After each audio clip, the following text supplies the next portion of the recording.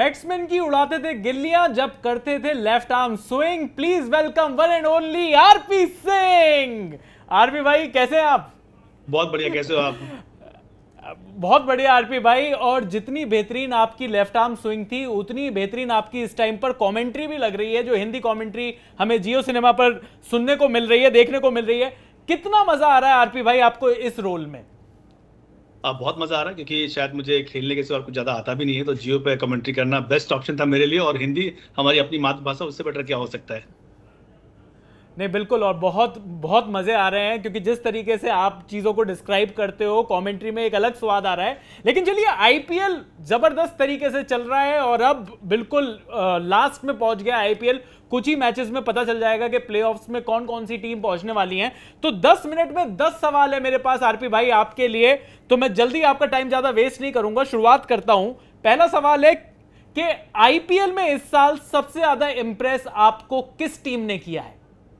सबसे ज्यादा इम्प्रेस मुझे किया है केकेआर ने, क्योंकि पिछले कुछ सालों में परफॉर्मेंस उतना बढ़िया नहीं रहा था। जीजी के आने के बाद केकेआर थोड़ा अलग खेली और बहुत बढ़िया खेल के अभी तो टॉप 2 में है ये। तो आरपी भाई, गौतम भाई के पास कुछ अलग मसाला है क्या कुछ? मसाला तो नहीं, लेकिन हाँ मुझे लगता है उनको उस सॉइल के बारे में पता है और उस एरिया के बारे में पता है। कप्तान उनके जिताया भी था, शायद ये भी एक नजरिया हो सकता है कि उनको ज्यादा चीजें समझ में आती है केकेआर के बारे में। ठीक है आरपी भाई, किस टीम की किस्मत इस आईपीएल में सबसे ज्यादा खराब रही है? सबसे ज्यादा खराब रही किस्मत में आरसीबी, क्योंकि टीम तो उनकी आरसीबी अच्छी की थी और किस्मत खराब है या टीम? हाँ, मैं वही पूछने वाला था। मुझे किस्मत लगता खराब है या टीम खराब थी? थोड़ा किस्मत खराब है, क्योंकि बहुत क्लोज मैचेस पहुंचे और उसके बाद भी कई बार हार गए। ऐसा नहीं उनकी टीम में कोई समस्या है, काफी इम्पैक्टफुल टीम है, लेकिन समहाउ वो भाग्य उतना साथ नहीं आ रहा है उनके। आरपी भाई, मेरा अगला सवाल है कि आप खुद एक बड़े बेहतरीन लेफ्ट आर्म सीमर थे। आपको इस करंट क्रॉप में आपको left arm fast bowler India की तरफ से कौन सा है जिसने आपको सबसे ज्यादा इंप्रेस किया इस बार? अर्शदीप, वो तो भारतीय टीम का हिस्सा भी है और अर्शदीप ने बॉलिंग में थोड़ा अपनी स्किल भी दिखाई। दोनों तरफ स्विंग है उनके पास, यॉर्कर अच्छी डालते हैं, वेरिएशन है। T20 हिसाब से अर्शदीप मुझे लगता है बेस्ट कर रहे हैं। अभी तो उनका ग्राफ और ऊपर जाना बाकी है, अभी अपने अपने फुट पोटेंशियल पे आए नहीं है वो। जी, थोड़े महंगे भी साबित हो रहे हैं इस बार, उस पर कुछ कहना है आपका? यार T20 फॉर्मेट होता ही ऐसा, इसमें महंगा सस्ता तो चलता ही रहता है। आप मैच खेलते रहिए, मैच अपना इम्पैक्ट, जिस दिन आपका बॉल गिरे उस दिन मैच जिता दीजिए, यही बहुत है। बाकी पिटाई तो सबकी लगनी है, और इम्पैक्ट टूल आने के बाद तो बैट्समैन वैसे भी फेयरलेस हो गए हैं। बिल्कुल, और इंपैक्ट प्लेयर रूल पर ही मेरा अगला सवाल है आरपी भाई आपसे कि इंपैक्ट प्लेयर रूल से ज्यादा फायदा किसका हुआ है? बैट्समैन का ज्यादा फायदा हुआ है या बॉलर्स का ज्यादा फायदा हुआ है? और आपका क्या कहना है इस रूल के ऊपर? फिर मुझे लगता था ना कि गेंदबाज को थोड़ा फायदा होगा, क्योंकि आप 5 प्रॉपर गेंदबाज के साथ खेलें, तो उल्टा हुआ है। बैट्समैनों को ज्यादा फायदा हुआ है। आप रन देखो, हर बार 220 बन रहे हैं, 250 तक लोग चेज करने पहुंच जा रहे हैं, क्योंकि वो फियरलेस हो गए। ये पहले था कि अगर 2-3 विकेट शुरू में गिर गया तो बल्लेबाजी क्रम थोड़ा 2-4 गेंदें देखता था, एक पार्टनरशिप बिल्ड करता था। पर उनके बैकअप माइंड में अब ये कि एक एक्स्ट्रा बैटर तो है हमारे पास, जरूरत क्या गेंदें रोकने को, मारते ही रहते हैं। तो मेरे हिसाब से जी होना चाहिए था गेंदबाजों को ज्यादा फायदा, पर एक्चुअली हुआ बल्लेबाजों को ज्यादा फायदा। बिल्कुल बिल्कुल। आरपी भाई, जियो सिनेमा की जो हिंदी कमेंट्री है उसे सुनने में तो बड़ा मजा आ रहा है। मैं आपसे पूछना चाहता हूं कि आपको किसके साथ कमेंट्री करने में सबसे ज्यादा मजा आता है? इसके साथ करने में मजा आता है, सभी के साथ करने में मजा आता है। मैं आकाश है, पार्थिव है, जैक है, जहीर खान, सभी के साथ बराबर मजा आता है। अनंत त्यागी हम लोग के साथ है।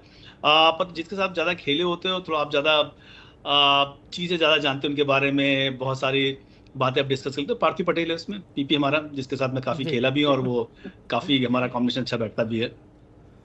बिल्कुल, और कमेंट्री में भी, और मुझे तो लगता है वो ट्विटर पर भी बड़ा अच्छा खेल रहे हैं इस टाइम पर। अरे इस फ्रंटफुट पे खेल रहा है इस समय वो ट्विटर पे। सारी बाउंसर को छक्का ही मार रहा है। बिल्कुल बिल्कुल।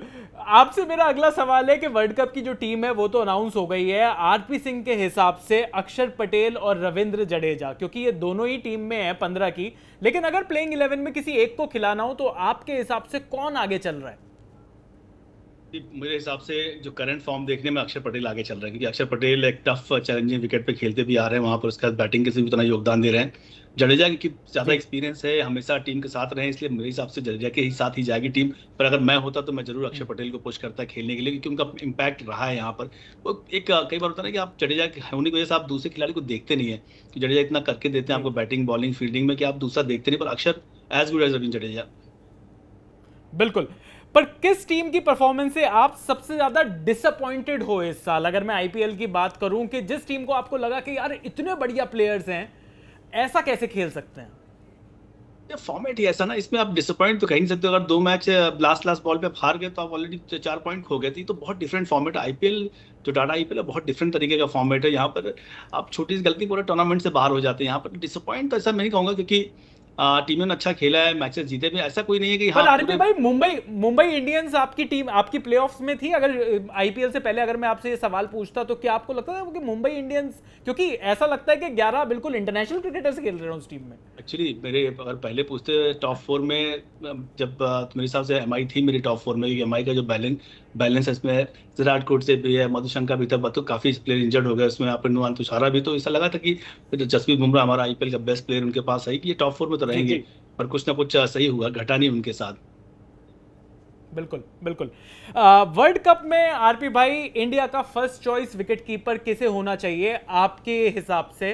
क्योंकि मेरे ख्याल से शायद नंबर 5 पर खेलने की जगह बनेगी। नंबर 4 तक तो सूर्य कुमार यादव, विराट कोहली, रोहित शर्मा और यशस्वी जायसवाल, जैसा कि ऐसे समझ में आ रहा है। लेकिन विकेट कीपर मिडिल ऑर्डर में आपके हिसाब से कौन आगे है? संजू सैमसन और ऋषभ पंत दोनों को पिक किया है टीम ने। डिपेंड करता है कि किस स्थान पे आप देख रहे हैं। बैटिंग कीपिंग के साथ दोनों बराबर ही यहाँ पर। अगर टॉप ऑर्डर देख रहे हैं तो सैमसन होंगे, पर अगर नीचे देख रहे हैं 4-5 जी में, तो जी, वहां पर ऋषभ पंत होंगे। जो पहला ऑप्शन मुझे लगता है ऋषभ पंत के साथ भारतीय टीम जाना चाहेगी, क्योंकि उनके पास एक सेट ओपनर्स हैं ही है, कप्तान रोहित और यशस्वी जायसवाल के साथ। तो मुझे लगता है पहले जी शुरुआत आप जी। ऋषभ पंत से करते दिखेंगे। आरपी भाई, मेरा अगला सवाल आपसे मैं ना पर्सनली ये पूछना चाहता हूं कि ये जो 2 बाउंसर रूल जो आया है, जो कि बॉलर्स को बड़ा पसंद आया है, अगर आपके जमाने में ये रूल होता, आप कौन से बैट्समैन को सबसे पहले ये 2 बाउंसर मारते? कोई भी इंडियन बैट्समैन होता है उसको 2 बाउंसर मार देते हम। पर मैं तो नया बॉल स्विंग कराने जाता था। पर बाउंसर एक इफेक्टिव बॉल है, पर उसके लिए वैसा फील्ड प्लेसमेंट होना चाहिए। यहाँ पर बहुत सारे ऐसे प्लेयर जो बाउंसर उतना कंफर्टेबल नहीं, पर बाउंसर डालना नहीं होता ना, आपको पूरी बैक बेंड करनी होती है, पूरा आपको आर्म स्पीड ठीक करना होता, ताकि बॉल जाके सर के आसपास रहे। क्योंकि जब हम खेलते तो हमारा बाउंसर का पर्पस होता था कि बैट्समैन को मारना है, वो डॉट बॉल का जी ऑप्शन नहीं रखते थे। तो उस हिसाब से तो मुझे लगता है कि बेटर रहता। अगर बाउंसर स्विंग है तो बाउंसर काफी इफेक्टिव हो जाता है। पर एंजॉय करते अगर आपके टाइम पर होता ये रूल तो? इतनी बाउंसर मैंने मारी नहीं, क्योंकि मैं थोड़ा स्विंग पे ज्यादा बिलीव करता था रहेगा, तो ज्यादातर स्विंग ही कराता था। जी बाउंसर कभी कभी यूज कर लिया तो कर लिया, अदरवाइज ज्यादातर आगे से स्विंग करा के ही ज्यादा देखता था। पर हाँ ठीक है, 2 बाउंसर वैसे देखा जाए ना तो कुछ भी बना लो आप, बेचारा नुकसान गेंदबाजों का ही होता है। 2 कर लो, 4 कर लो। बात तो आपकी बिल्कुल सही है। और जिस तरीके से मॉडर्न गेम हो गया है, बिल्कुल बैट्समैन की तरफ ज्यादा झुक गया है। आरपी भाई, मेरा आखिरी सवाल कि आईपीएल के प्लेऑफ्स में कौन सी 4 टीमें पहुंचेंगी आपके हिसाब से? 2 तो ऑलमोस्ट समझ लगता है पूरी तय ही हो गई, जैसे केकेआर और आरआर। उसके बाद मुझे लगता है एसआरएच ने अच्छा खेला, क्योंकि जिस तरीके से बीच में खेला है एसआरएच ने, लोगों को डरा दिया था कि हाँ ये ओपनर क्या करना चाह रहे हैं। और सीएसके लखनऊ में से कोई एक, सीएसके समहाउ मैनेज कर ही जाते हैं टॉप 4 में पहुंचना, तो सीएसके रहेगी चौथी टीम। चलिए, तो मतलब धोनी भाई के जो फैंस हैं उनके लिए, क्योंकि ऐसा लग रहा है कि शायद सीएसके प्लेऑफ से बाहर हो सकती है, लेकिन बिल्कुल जो आपने कहा कि जो पहली 2 टीमों के बाद काफी एक ट्रैफिक जैम सा लगा हुआ है पॉइंट्स टेबल पर, तो देखना होगा कि कौन सी टीम आईपीएल में पहुंचेगी। But thank you so much RP भाई हमारे साथ जुड़ने के लिए, इतने सवालों का, बिल्कुल जिस तरीके से आपकी सटीक स्विंग थी ना, जिस तरीके से आपने वो 2007 का वर्ल्ड कप भी जिताया था हमें अपनी स्विंग बॉलिंग से, उतने शानदार जवाब देने के लिए बहुत बहुत शुक्रिया आरपी भाई। Thank you.